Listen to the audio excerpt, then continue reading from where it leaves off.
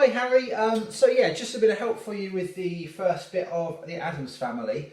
No problem. The clapping thing is really weird because there's not much music that tells you to clap, so it's a little bit unusual. But you know, it's just a bit of fun, I guess. And I think it sort of needs that because we're also used to kind of hearing it from the TV program.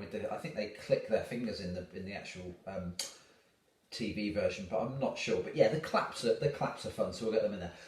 So just a couple of suggestions how to practice that to make that easier. I don't have the score with me, but I'm pretty certain I can remember how it's arranged in your book.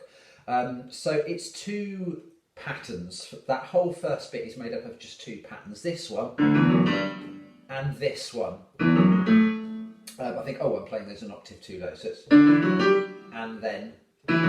So let's just check you know the notes for those, okay? So the very first one starts on D. Well, actually, it's a pair of Ds because the left hand and the right hand play exactly the same notes, just an octave apart from one another.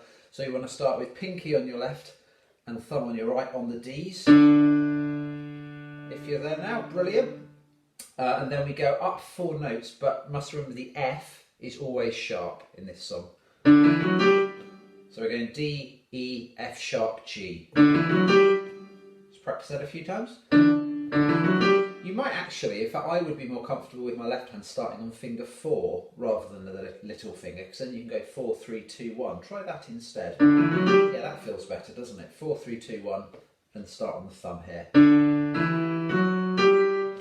And then for the other pattern, the one that starts on E, E for elephant, it's the same. It just goes up 4 notes, but the F and the G are sharp here. So we have to remember in this one, in the E one, there are 2 sharps. Here it is again. Ah. So first thing I would do is just don't worry about the clapping, don't worry about the counting or anything like that. Just make absolutely sure you're comfortable with those 2 little runs. So D, E, F sharp, G. And then for the other one, E, F sharp, G sharp, A.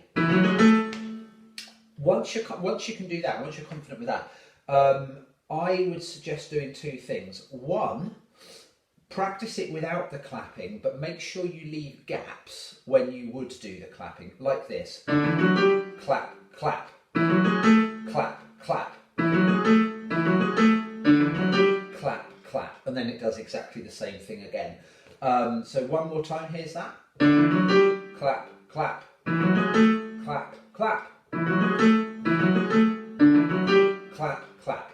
And you can of course say clap in as sensible or as ridiculously crazy a voice as you so choose. So that's that bit. Now the problem with the clappy thing, the problem with adding the claps is that by definition it means you've got to let go of the keys. You've got to move your hands up so that you can physically clap them together.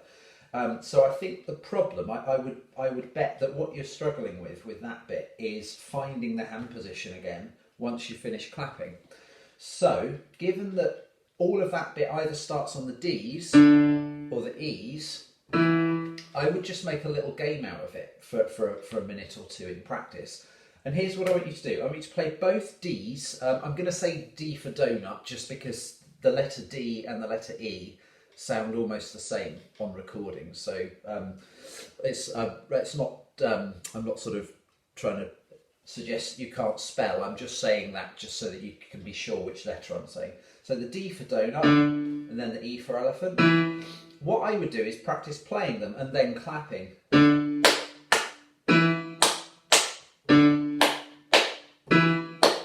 Just like that, because what you're doing is you're practicing finding the hand position again once you finish clapping. So we've got clap, clap, D, clap, clap, E, clap, clap, D, clap, clap, E. And once you're confident with that, you can combine the 2 things together. So you'll know that if you lift your hands up to clap, you can put your hands back down and land in whichever of the 2 positions you need to.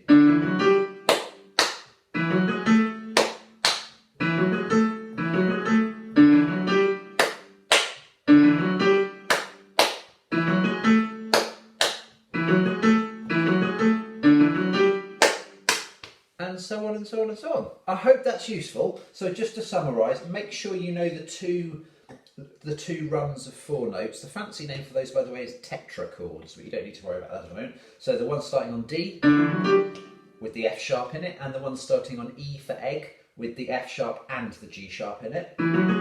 Make sure you know those with both hands. Then practice the whole thing and just say clap rather than actually doing the clapping. Clap, clap, clap, clap, because then you won't lose your hand position. And then practice the clap, clap, D, clap, clap, E, clap, clap, D, clap, clap, E, and then last of all, put it all together and presto. Wonderful. Have a lovely weekend. And hi Emma as well, if you can hear this. Have a great weekend, and I look forward to seeing you folks next week. Bye for now.